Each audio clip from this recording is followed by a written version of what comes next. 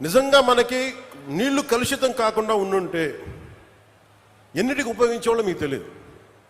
మీ పిల్లల భవిష్యత్తుకి, మీ కాలేజీలకి, మీకు ఏదైనా స్కిల్ డెవలప్మెంట్. కానీ నీళ్లు కలుషితం అయిపోయి in the name of development, in the name of commerce ఉన్న ప్రకృతి వనరులను చంపేసుకొని మనం ఈ రోజున వీటి ఖర్చు పెడుతుంటే చాలా బరువు హృదయంతో చెప్తున్నాను, చాలా బాధేస్తుంది.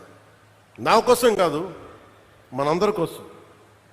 బిడ్డలకి కనీసం ఈరోజు ఢిల్లీలో చూస్తే పొల్యూషన్ వచ్చేస్తుంది. ఒకసారి ఢిల్లీ గాలి పీల్చుకుంటే 20 సిగరెట్లు తాగినంత పొల్యూషన్ మనకి గుండెల్లోకి వెళ్ళిపోద్ది, ఊపిరితిత్తుల్లోకి. నీళ్లు ఇట్లా కలుషితం అయిపోయినాయి. సో అందుకనే నేను జనసేనలో కీలకమైంది పర్యావరణాన్ని పరిరక్షించే అభివృద్ధి ప్రస్థానం ఉండాలని అందుకని ప్రతిపాదించింది నేను. ఇది మనం అర్థం చేసుకోకపోతే ఏమైపోద్దంటే, పిల్లలకి మనం ఏమిస్తాం? మీరు అందరూ 1000 కోట్లు ఇవ్వండి, ఆస్తులు ఇవ్వండి, తాగడానికి స్వచ్ఛమైన నీళ్ళు ఇవ్వలేరు, తాగడానికి స్వచ్ఛమైన గాలి అయితే ఇవ్వలేరు. అందుకని ఇది మనందరి బాధ్యత ఇదంతా. సో దాన్ని ప్రధానమంత్రి గారు ఈ రోజున మనకి ఇంత 1000 కోట్లు వచ్చినాయి అంటే ముందుగా మనం కృతజ్ఞత చెప్పుకోవాల్సింది ఒకే ఒక వ్యక్తి, గౌరవ ప్రధాని శ్రీ నరేంద్ర మోదీ గారు. ఎక్కడో ఢిల్లీలో కూర్చొని ఆయన ఇక్కడ కూర్చొని మన గోదావరి జిల్లాలకు సంబంధించి, ఆంధ్రప్రదేశ్ నలుమూలల జిల్లాలకు సంబంధించి ఈ నీటి శుద్ధి చేసిన నీళ్ళు ఇవ్వాలన్న ఒక ఆలోచన ఈరోజు ఇంత బడ్జెట్ ఇచ్చింది. ఇది జేజేఎం, జల్ జీవన్ మిషన్. దీనికి ఇన్ని 1000 కోట్లు ఇచ్చారు. ఎందుకు లేట్ అయింది మీరు మాట్లాడితే మొన్న ఈ మధ్యన ప్రతిపక్షం లేని గత కాలపు ముఖ్యమంత్రి వారి పార్టీ వాళ్ళు మాట్లాడుతూ ఉంటారు. అంటే వాళ్ళకి ఈ సందర్భంగా వాటే తెలియజేయాలనుకుంటున్నా, మీరు అధికారంలో ఉన్నప్పుడు మీ బెదిరింపులకి మేము భయపడలేం. మీరు అధికారంలో ఉన్నప్పుడు మీరు చేసే దౌర్జన్యాలకి మేము భయపడలేం. అలాగే మిమ్మల్ని తగ్గించడం కూడా నాకు ఇష్టం లేదు. కానీ మీరు బాధ్యతగా మెలగకుండా ఒక్కొక్కరిని చంపేస్తాం, మళ్ళీ మేము వస్తాం అని మీరు పిఠాపురం లాంటి చోట కూడా మీరు చిన్నపిల్లల మధ్యలో కాస్ట్ ఫీలింగ్స్ పట్టుకొస్తే మిమ్మల్ని, మీ అధోగతికి నేను ఏం మాట్లాడను, మీ దిగజారుడుతనానికి నేను ఏం మాట్లాడను. ప్రకృతిని ప్రేమించేవాడు, తల్లిదండ్రులను గౌరవించేవాడు చేసే పనులా ఇవి? పిల్లలకి కులాలను పట్టుకొస్తామా, ఆపాదిస్తామా? వేరే దారులు లేవా మీకు పాలిటిక్స్ గురించి మాట్లాడడానికి? సిగ్గుందా ఒక్కొక్కరికి అలా చేసే వాళ్ళకి? మాకు నోరు లేదనుకుంటున్నారా?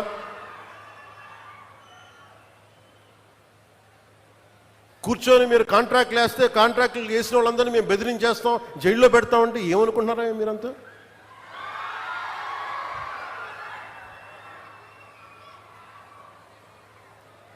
మేమేం మాటలా గుర్తుపెట్టుకోండి. అలా బెదిరించే సమూహం ఎవరైనా సరే,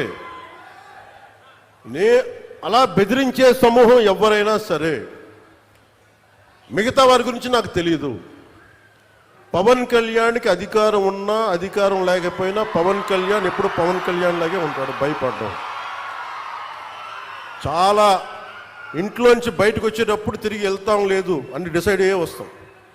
అందువల్ల మీ ఆకు రౌడీలు కానీ, అలాగే చెప్తున్నారు, ఏదైనా మాట్లాడితే అధికారులు కూడా భయపడుతున్నారు. ఎందుకు భయపడుతున్నారంటే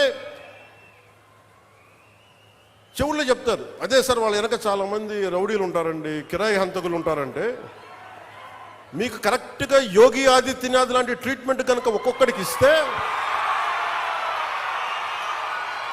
ఒక్కొక్కడికి రౌడీజం అంటే కాలు కీలు తీసి మడత పెట్టి కింద కూర్చోపెడితే, అప్పుడు కరెక్ట్గా చెప్తా, కరుడు గట్టిపోయిన జీవితకాలం ఒకే మన వాళ్ళతో ఏకీభవించవచ్చు, ఏకీభవించకపోవచ్చు. నక్సలైట్స్ తోటి, వామపక్ష తీవ్రవాదులతో మనం ఏకీభవించవచ్చు, ఏకీభవించకపోవచ్చు. అలాంటి బలమైన ఆర్గనైజేషన్నే కకావికలం అయిపోయిన పరిస్థితుల్లో ఉంటే ప్రభుత్వం తలుచుకుంటే, అలాంటిది ఇన్ని లక్షల మంది పోలీసు ఉండి ఇన్ని వందల మంది ఐపీఎస్లుండి 1000-2000 ఉన్న డిఎస్పీలుండి అలాంటి కిరాయి గ్యాంగుల్ని మెయింటైన్ చేసే వ్యక్తుల మీద 2 రోజులు 48 గంటలు మీ చుట్టుపక్కల ఎవరున్నారు, వాడి పేరేంటి అన్ని కనుక్కొని ఒక పొలిటికల్ నిర్ణయం తీసుకుంటే ఇక మళ్ళీ ఎప్పుడు ఇలాంటి మాటలు రారు. మీరు అక్కడి దాకా తీసుకెళ్ళకండి.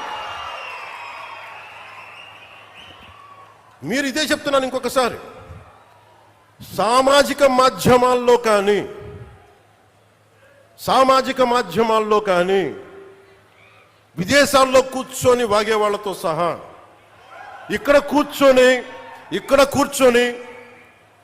భవిష్యత్తులో మేము వస్తాం, వచ్చి మేము ఏం చేస్తామంటే వచ్చినప్పుడే మీరేం పీకలేదు, ఏం మాట్లాడతారు? ఇప్పుడు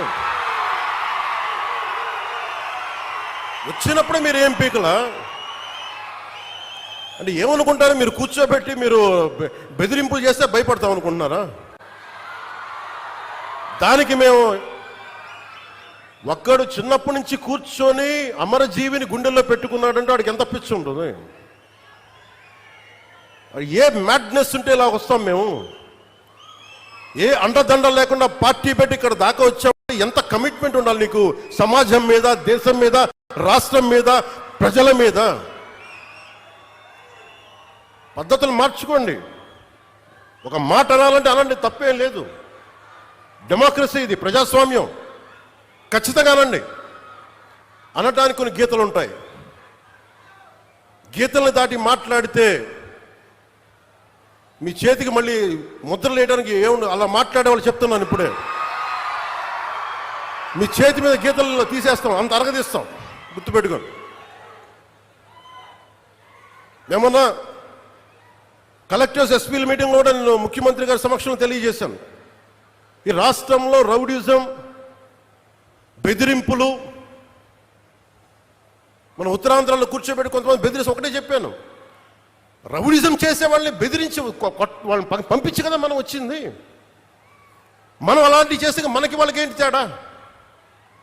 ఇది నేను చెప్పాను. నేను జనసేన, మేము ప్రభుత్వంలో భాగం, అవసరమైతే చాలా ఖచ్చితంగా ప్రతి విషయాన్ని, అంశాన్ని తెలియజేస్తాం. వెరీ కన్స్ట్రక్టివ్, మేము పార్ట్ ఆఫ్ దిస్ అలయన్స్. అందుకని దీన్ని ప్రతి ఒక్కరు దృష్టిలో పెట్టుకోండి. అలాగే మీరు వైసీపీ వారికి కూడా చెప్తున్నాను, నాకు మీరంటే గౌరవం. బొత్స గారు లాంటి నాయకులు ఉన్నారు, మా పార్టీలోకి సామినేని ఉదయ్ భాను గారు లాంటి నాయకులు వచ్చారు, శ్రీనివాసులు గారు లాంటి నాయకులు వచ్చారు ఒంగోలు నుంచి, బాలినేని శ్రీనివాసులు లాంటి గారు. అప్పుడు వాళ్ళు బ్యాలెన్స్డ్గా ఉన్నారు, ఇప్పుడు బ్యాలెన్స్డ్గా ఉన్నారు. కానీ మీరు కూర్చొని పాత పద్ధతిలోనే మళ్ళీ మేము ఇష్టారాజ్యాంగంగా చెడతామంటే నేను విసిగిపోయానబ్బా. ఒక జీవితం రోడ్డు మీద వెళ్తుంటే ఒక యాక్సిడెంట్ అయితే, అలాంటిది ఒక ఆశయం కోసం నా ప్రాణం పోతే నాకు ఓకే. కానీ పోయే ముందు చాలా మంది తాట తీసేస్తానని చెప్తాను, గుర్తుపెట్టుకోండి. ఒళ్ళుపై తెలియకుండా, బాధ్యత లేకుండా, అడ్డగోలుగా మేము చేసేస్తాం ఏదైనా, మొత్తం తీసి రోమం తీసి కింద కూర్చోబెడతాం, గుర్తుపెట్టుకోండి. మిమ్మల్ని మీ చేత చప్పట్లు కొట్టించుకోవడానికో అరుపులుగా నేను చెప్పట్లేదు, ఇది వేదంతో చెప్తున్నాను. ఇది వేదనతో, బాధతో.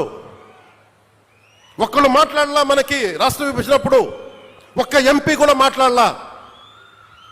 రాష్ట్ర విభజన జరిగితే మాకు వచ్చే నష్టం ఏంటి మాట్లాడలా. జరగకూడదు నేను ఒక్కడెళ్ళి కూర్చొని ఎంపీల్లో మాకు ఈ నష్టం వస్తుంది మాట్లాడడానికి భయం, కొడతారో లేదు, వ్యాపారాలు పోతాయేమోనని. అంత దరిద్రపు గొట్టు బతుకులు ఎందుకు మనకి?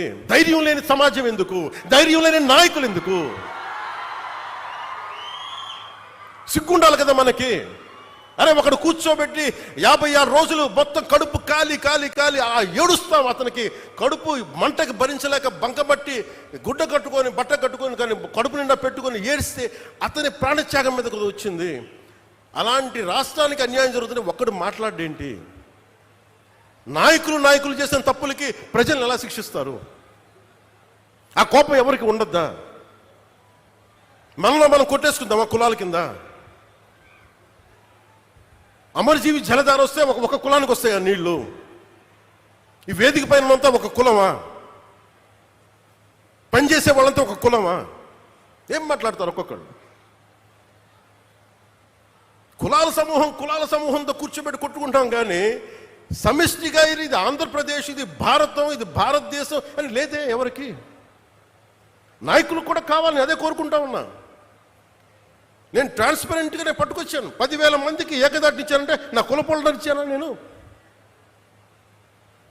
ముక్కుముఖం తెలియదు నాకు ఒక్కొక్కళ్ళది. నేను ఒకటే చెప్పాను, వెరీ స్ట్రిక్ట్ పాలసీ. నేను 20 మందిని ట్రాన్స్ఫర్ చేయగలను నా పరిధిలో. Very clear cut instruction. ఒక లంచం ఉండకూడదు. వారికి ఇప్పించాం 10,000 మందికి, ఒక 10,000 మంది పైచులకు పైగా అట్ వన్ గో. ఇంతకుముందు అదే దానికి రేట్ కార్డు ఉండేది గత ప్రభుత్వంలో. ఈ కార్డు ఇవ్వాలంటే 30,000, దానికి 5,000, 15,000, పారం 60,000, దానికి ఒక 60 కోట్లు 70 కోట్ల ఆదాయం మళ్ళీ దానికి. అవన్నీ తీసేస్తాను కదా ఈరోజు రోడ్లు ఎందుకు వేస్తున్నారు? నువ్వు లంచాలు తీసుకొని అధికారుల దగ్గర రోడ్లు ఏమంటే వాళ్ళు ఎందుకు వేస్తారు? అందుకు ఫస్ట్ లంచం అనేది తీసి పక్కన పెట్టాం. మీరు జీతాలు తీసుకున్నారు, మీకు ఏదైనా కష్టం వస్తే నిలబడతాం, మీరు ప్రజల కోసం పనిచేయండి. Live news, entertainment shows, movies, digital magazines తో పాటు మీ జిల్లా వార్తలను కూడా ఫ్రీగా చూడొచ్చు. ఇంకెందుకు ఆలస్యం? వెంటనే హిట్ టీవీ యాప్ ని డౌన్లోడ్ చేసుకుని ఫ్రీగా ఎంటర్టైన్మెంట్ పొందండి. Hit TV app. Hit TV app.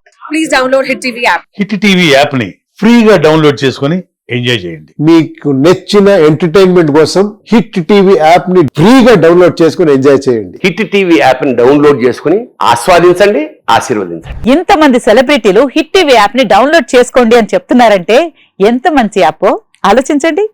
America America America అమెరికాలో చదవాలనుకునే వాళ్ళకి విశ్వసనీయమైన పేరు మన శౌర్య కన్సల్టెన్సీ.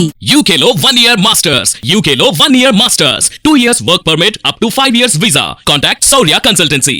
Contact 89851 89851.